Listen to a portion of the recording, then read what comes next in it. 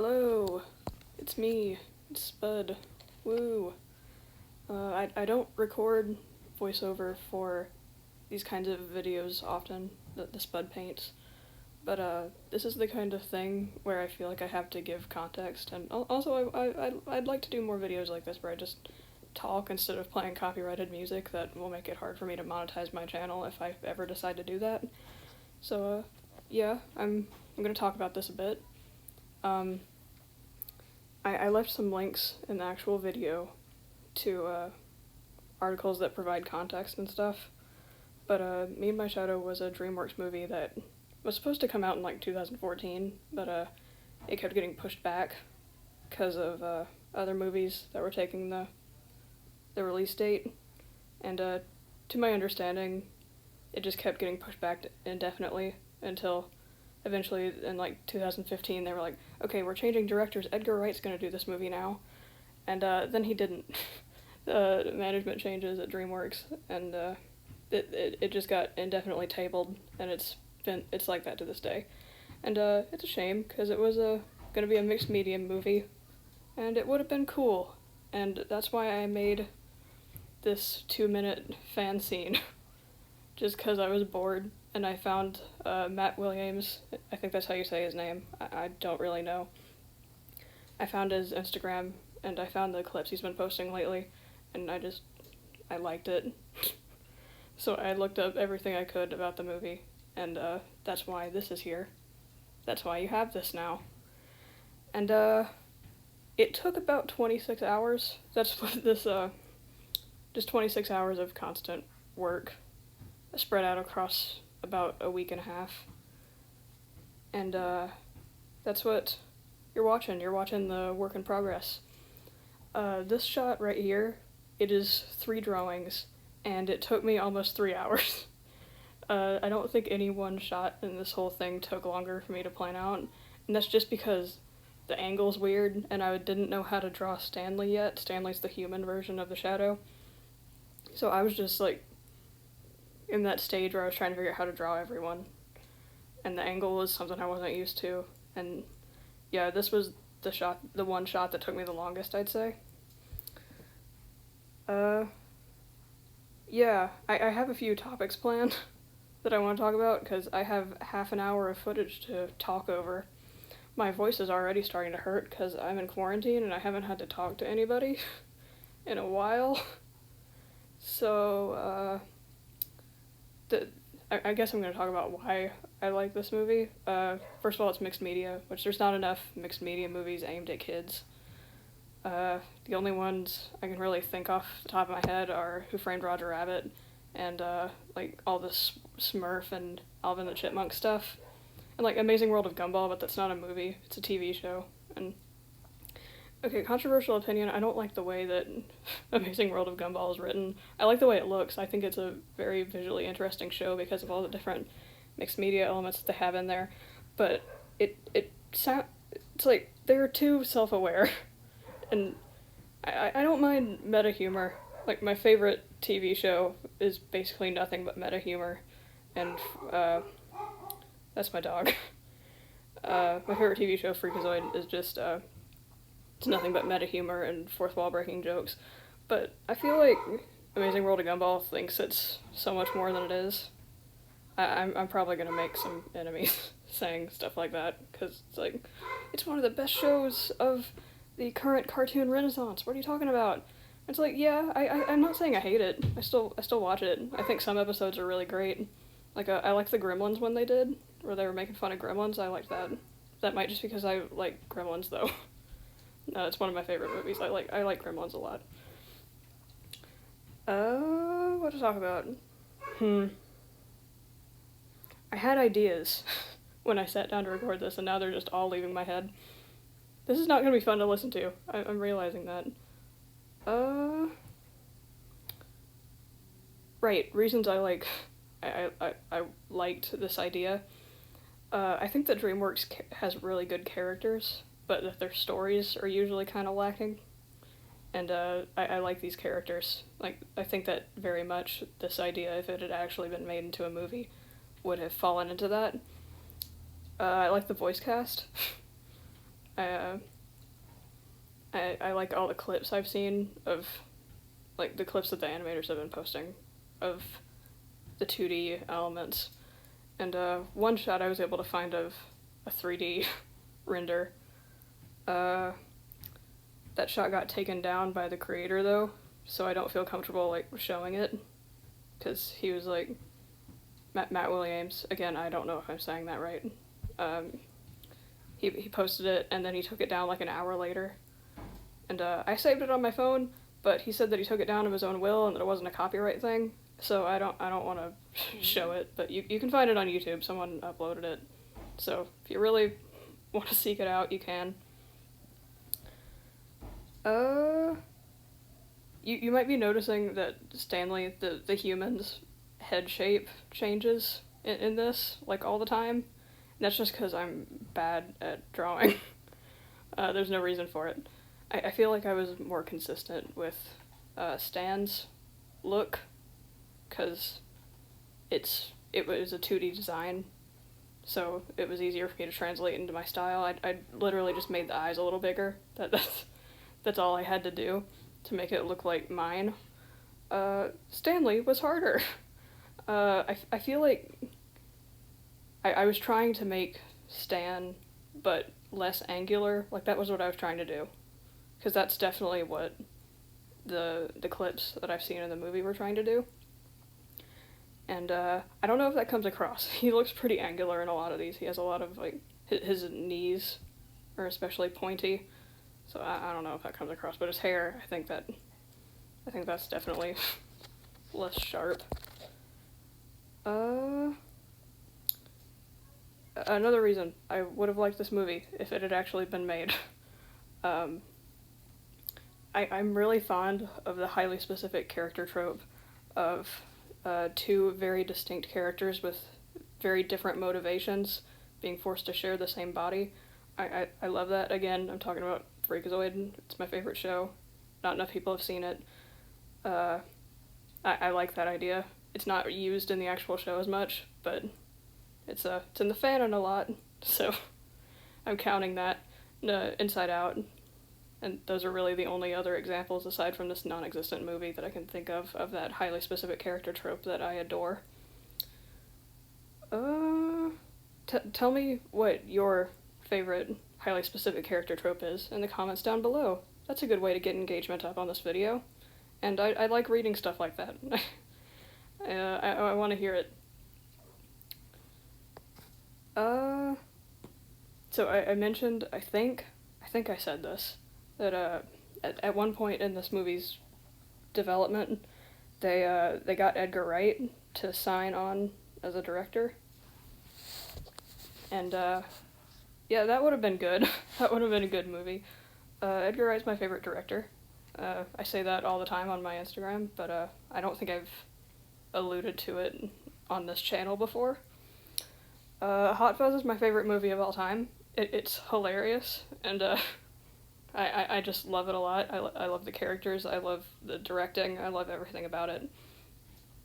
And this would have been his first animated movie, and also his first movie really aimed at children, so that would have been cool to see, on top of the whole being the first DreamWorks movie since Sinbad to prominently use 2D, because DreamWorks 2D animation was gorgeous.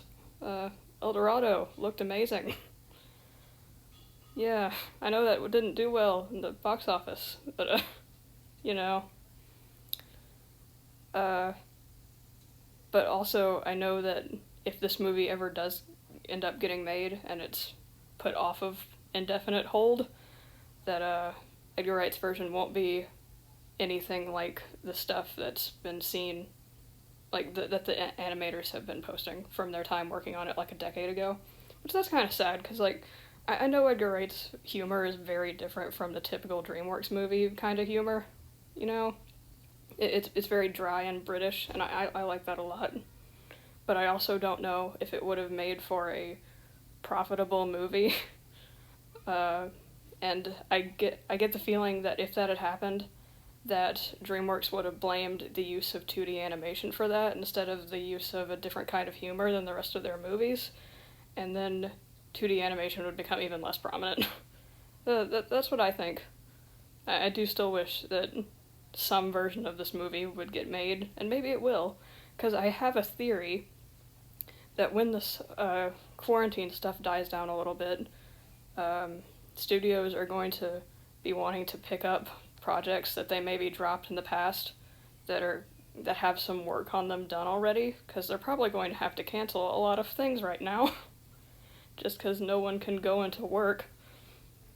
So that's a bit of a silver lining, I think, about this whole thing, is that there might be some media that was previously thought to be lost that we might be getting back.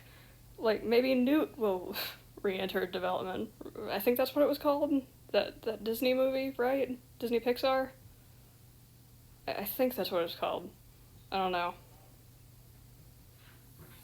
Okay, new take. Hi, I'm coming back. I had to leave for a minute. So, this might sound a little different than the first part of this video, and I'm sorry if it's jarring. I'll play it back later and see if I can make the transition between the takes easier if I need to. So, I don't know if you can tell by looking at how awful the dialogue in this is, but I wrote it myself.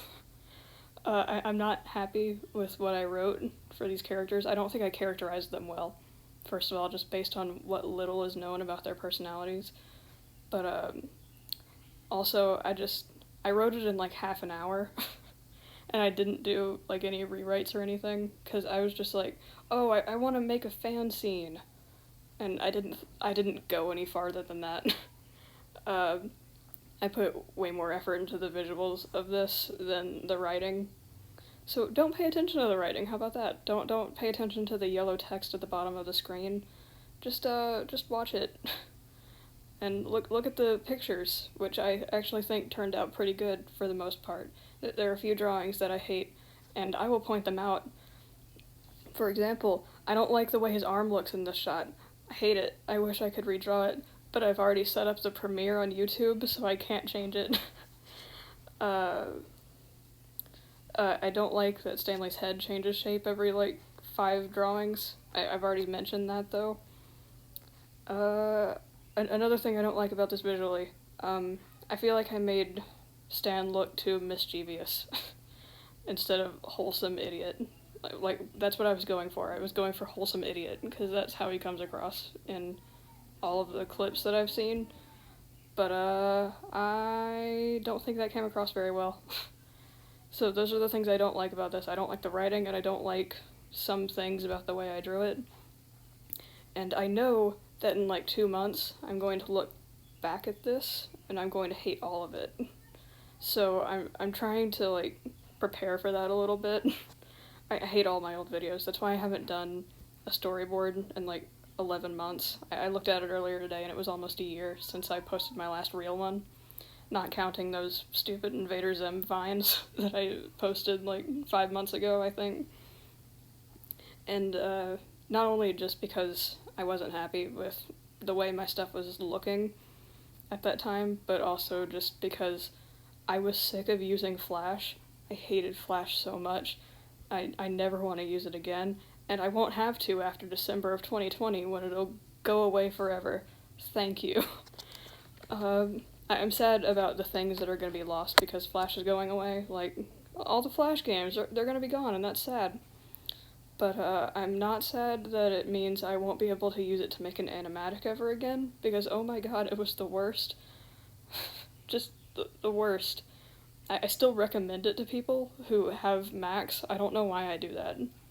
Don't use Flash, use anything else. So, I have a, like, 10-year-old Mac, and that's what I used to use for all my art stuff, and, like, now I literally just use that computer to play Sims. That's it. I can't even play Sims well. It takes, like, 5 minutes to load anything, because it's a 10-year-old Mac. But, yeah, that's all I use it for now. I got an iPad a few months ago to draw on, and that's what this was made in. It was made in Procreate, which is probably the best drawing equipment I've ever used. iPad Pro and Procreate. Yeah, it's just really great. You've probably heard it. Its praises sung before. But yeah, I was trying to find I got the iPad in, like, I want to say August, maybe July, and I spent a long time trying to find a software that I could use for the iPad that would make me make storyboards, because as you might know, the Procreate didn't get the animation update until December of last year, so there weren't animation tools. I couldn't make storyboards using it as effectively as you can now. So that's why the Invader Zim vines look so awful, because I had to use a different program, a free trial version of it, because I didn't want to pay like $3 for the full version of a program that I didn't even like. So I couldn't save it without having this ugly watermark on it, so I had to screenshot everything and put it in iMovie. And that's why every time it switches to a new drawing, the whole frame kind of shifts a little bit. I'm so glad I don't have to deal with that anymore. You can also, if you go back like really far to when I was doing Avenue Q stuff, you can see that I also did that whole shifting frame thing at the end of the Fantasies Come True animatic, which I don't want anyone to watch. I don't want to delete it because I still get comments every now and then on that video that are like, oh, this made my day, thank you so much for making this, it's so nice. And it's like, oh, I hate it, but thank you. And I just don't want to take it away, because I don't want to like name drop anybody, but I will. This YouTuber Mushy R, I think that's their name. Mushy, definitely. I don't know if the R thing is in their name. But their musical storyboards were really what got me into wanting to do this, and I can't thank them enough for that. They deleted almost all of their old videos, and that's really sad to me, because like their Dear Evan Hansen animatic of If You Were Gay from Avenue Q, I still love that. I look back at that storyboard fondly, and I'm like, oh, that made me want to get into all this stuff, and it made me want to listen to Avenue Q, and it made me want to draw songs, which wasn't something that I'd ever wanted to do before, and they're just all gone now, and it's really sad to me. Don't go attack them for doing that, obviously. I hate that I have to say that. I don't think that people who watch my stuff are ravenous, but you never know. Maybe one crazy out there, who knows. Okay, I'm just looking at the footage that's going by right now for the first time in a while, because I've just been rambling. And I passed by the point, I guess, where I started putting the black box at the bottom underneath the text. I did that for readability reasons, but it also makes it look more professional, I think. I like doing whatever I can to inject a little bit of professionalism artificially into my storyboards. Like, the first thing I learned when I started my first one was like, I should do that thing I see YouTubers doing where they make the background gray and they make their background line art a darker gray, and then they color in the characters white and they do basic shading, because that makes it look better, and it's only a little bit more work. And yeah, that's just like, it's like industry standard for storyboarding, which I learned later it wasn't just a YouTube thing for watchability. Yeah, if you want to get into storyboarding and you hate the way it looks, I recommend just taking the extra time to do that, because it makes everything look so much nicer. Like, and it's not that much extra work. Like, doing that probably, if I were to guess, added 6 hours onto the whole time that I spent working on this, which, like, yeah, that's a long time, but look at how much better it looks now. Like, you can see what it looked like in this video before I added that stuff in, and it's just hard to look at, because you've got the background visible through the line art. And it would look even worse if I hadn't changed the color of the background line art. It would just be so many black lines and you wouldn't know where to look. And I should also talk about why I decided to do shading in this one, because I usually don't do that as much when I'm storyboarding. I shaded Stan because I wanted to make it clear where the light source is, because this is a movie that if it had been made, light sources would have been really important to define. It's not the kind of thing that you would be able to just, like, BS your way through in post-production. You'd have to know where the light was all the time, so you can know where one of the two main characters is at all times. So I didn't want to, like, draw the light source itself in every single shot, but trust me when I say that the light source is there, and it's consistent across all of the shots, and I'm proud of myself for that. I actually put thought into it. The one source of light in this scene is the lamp you can see in one of the earlier shots that is hanging above the table in Stanley's living room. That's the one source of light. He doesn't have windows, and I pointed that out in some of the dialogue later, which I hate the dialogue, but I like that I pointed that out. And I wanted to make his apartment look really sad, and yeah, just about the saddest thing I can think of is someone whose apartment is just like one room. So I made sure to put his kitchen along the back wall. So like you come into his apartment and he's got his living room and his kitchen in the same space, and it's just like a sad little apartment for a 20-something guy to have. And I wanted to mention his job in this board, but I couldn't find a way to put it in the script authentically. So I wanted to have, like, an employee of the day plaque on his wall, like, to show how he's just very mediocre to the point that he can't even get employee of the month or anything. He's employee of the day one time at his job where he inspects light bulbs, which that was going to be his job in the movie, by the way. I love that.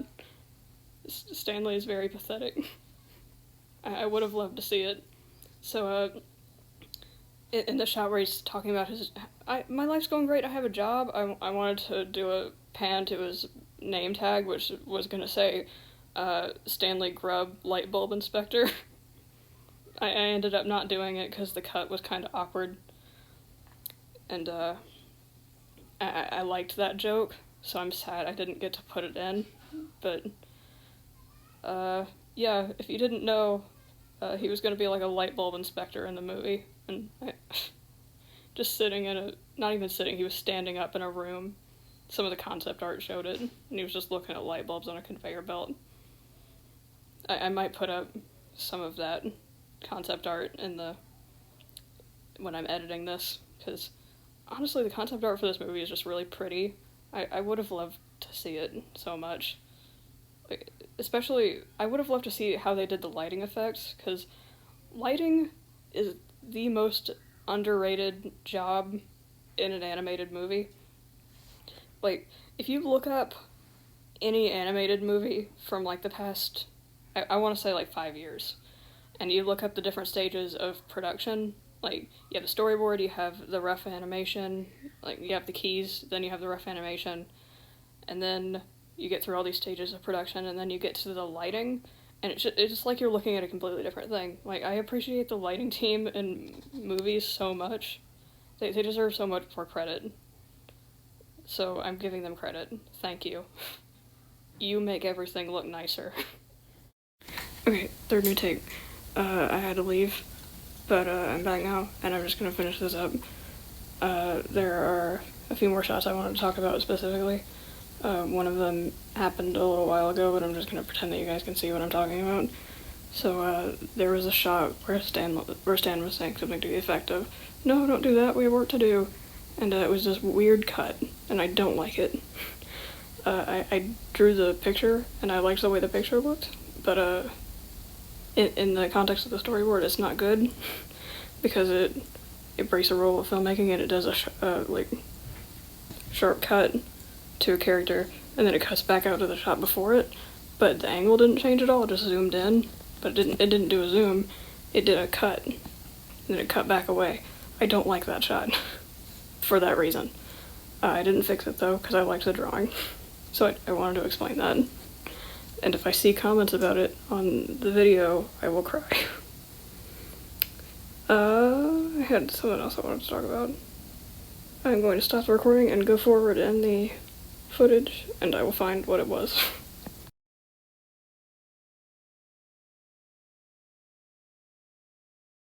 Okay, first thing I wanted to talk about, just like a little tidbit, I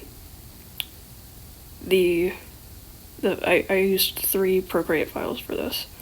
Each one was, so the first 2 were like 10 hours each of footage, and the third one was like, I want to say 3 hours, 3 or 4 hours on the third one, and I just think it's funny that the file got to be too big because of all the layers I had to use, and that's probably not funny to anyone else, but you know what, it's funny to me. And the other thing I want to talk about briefly was near the end here, I was just so done with doing this whole thing that I kind of rushed the third document. This part, starting at Stanley saying "no, all right," is the part where I just kind of I didn't give up. I had more ideas and I didn't do them because I just wanted to be done, because I gave myself a deadline of finishing it Sunday night, getting the whole thing done Sunday night, so that I could schedule the premiere on YouTube, and also just so I could edit everything. And I did that. I don't know why I did that. I just did. So I rushed this whole thing, and I got it done Monday morning. I didn't even beat my self-imposed deadline. But it wasn't my fault though. My iPad died, so I couldn't finish it Sunday night. I was going to. I got it Monday morning, and like first thing, I finished it because my iPad was fully charged then. And I also wanted to briefly mention, in the end card of the first of the actual video, I got Bagel Bird from Instagram to do some Stanley drawings. I didn't just pull those from their posts. I asked for doodles of Stan dancing, and the Bagel Bird delivered, and they look so great. I love them. I'm gonna put up like high resolution versions of them because they got kind of crusty when I put them in the end card. Huge shout out to them. Thank you so much. I had this like premonition, I guess, this fear that they were gonna like cancel me for asking for art. They didn't. They're very nice. I want to be their friend, but I don't know how to talk to people. So I doubt Bagel Bird will watch this, but if they do, I asked you for drawings because I wanted to break the ice, but it didn't work, and you just gave me the drawings, and then we didn't talk again. So that's why that happened. I can't think of anything else I wanted to say, so I'm going to stop the recording and let the last like 30 seconds play without sound. Goodbye. Subscribe if you want. I don't think I'll be making content about this movie ever again, so bye.